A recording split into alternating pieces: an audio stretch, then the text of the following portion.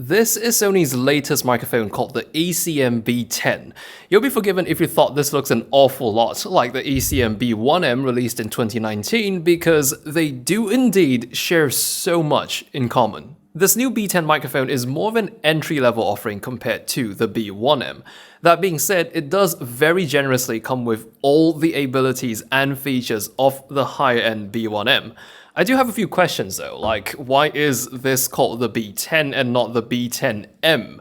But either way, the B10 is like the B1M's little brother, which is a bit shorter, a bit lighter, and also costs $100 less. Now, the main thing that sets the B10 apart from the more premium B1M is it only has half the number of capsules.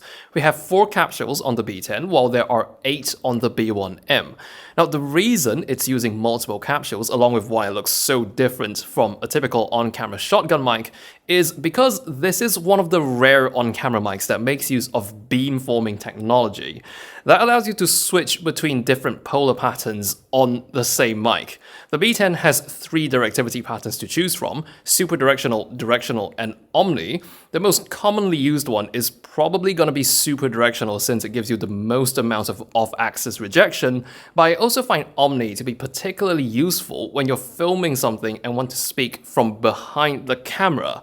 But this entire video you're listening to the ECM-B10 in super directional mode recording into an FX3 via digital connection. And that digital connection is the best part about using this over third-party on-camera microphones because it draws power directly from your Alpha Camera's MI shoe, meaning it doesn't need batteries. And the connection is already made at the MI shoe, so you don't even have to connect it using a cable.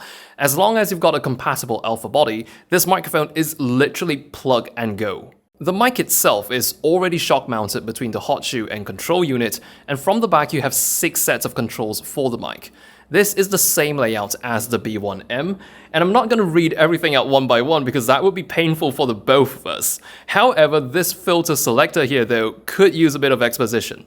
LC is a typical low-cut filter, while NC is a noise-cut filter which reduces background noise using the mic's inbuilt DSP, digital signal processor. Unlike the low-cut filter, the noise-cut filter can work for noise that occupies a wider range of frequencies. To demonstrate that, I'm going to switch the mic over to Omni, so it picks up more ambient noise. You can hear the studio's air conditioning in the background, and if I switch the noise-cut filter on,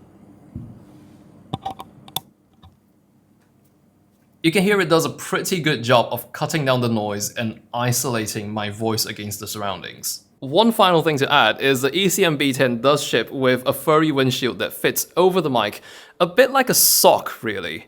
If you use this mic outdoors, you really want to use this because the capsules on top are quite sensitive to wind, so it's great that this comes with it. And this has been the Sony ECM-B10. It's launching for $249 US or 999 ringgit here in Malaysia. Links below for anyone interested, and I'll catch you in another video.